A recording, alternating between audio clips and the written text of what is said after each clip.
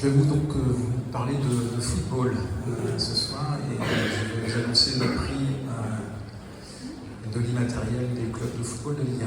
Je vous propose de faire ensemble un pas de côté, de vous parler de la comptabilité qui a été créée il y a maintenant 500 ans. Donc depuis 2005, quand un joueur est recruté dans un club, il est activé au bilan.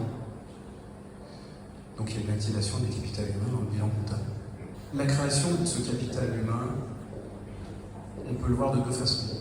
Quand le club recrute un joueur à l'extérieur, il y a un transfert financier. Ce montant du transfert est immobilisé à l'actif et amorti sur la durée du contrat.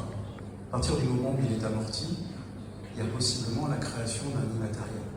Par ailleurs, la comptabilité est très paradoxale. Quand vous achetez un bien, vous l'immobilisez et l'amortissez. Quand vous le produisez en interne avec vos équipes, il ne vaut rien. C'est ce qui se passe pour nos clubs formateurs. Et en France, on doit avoir les meilleurs clubs formateurs du monde. Tous ces jeunes joueurs qui sont issus de nos centres de formation, comme il n'y a pas de transfert financier, ils n'apparaissent pas dans les bilans.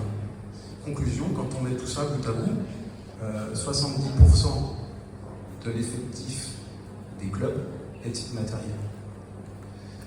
Alors c'est pas rien parce que quand on regarde le poids de la valeur des effectifs pour un club, pour la moitié des clubs de Ligue 1 en France, le poids de l'effectif sportif est supérieur à la valeur de l'actif. Et donc, nous évaluons la création de valeur immatérielle sous deux ans. Le premier, c'est la qualité de la création de valeur endogène, c'est-à-dire par le centre de formation. On a trois critères. Le premier, on évalue la valeur globale de l'effectif produit par le club, donc issu de son centre de formation. Le deuxième critère, c'est la valeur moyenne du joueur, c'est quelque part la qualité du joueur. Et le troisième critère, c'est le nombre de joueurs produits par le club. On regarde aussi la qualité de la professionnalisation, c'est-à-dire le temps de jeu qui est proposé aux jeunes pour qu'ils se professionnalisent. Et le deuxième critère sur la partie professionnalisation, c'est le rapport entre l'effectif issu du centre de formation et l'effectif global du club. Dans le cadre de ce prix, de la remise de ce prix, les règles nous imposent de ne pas remettre le prix aux lauréats des années précédentes. Donc en 2020, c'est l'Olympique Lyonnais qui a gagné ce prix. 2021, c'est le Stade Rennais. 2022, c'est le Montpellier Hérault Sporting Club. Et donc cette année, nous avons trois nouveaux nominés.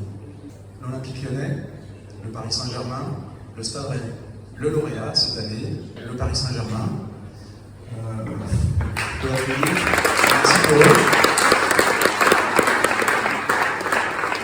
Alors, je suis désolé, mais ils ne sont pas présents pour la remise de ce trophée, mais l'Observatoire se chargera de leur remettre en main propre à un autre moment.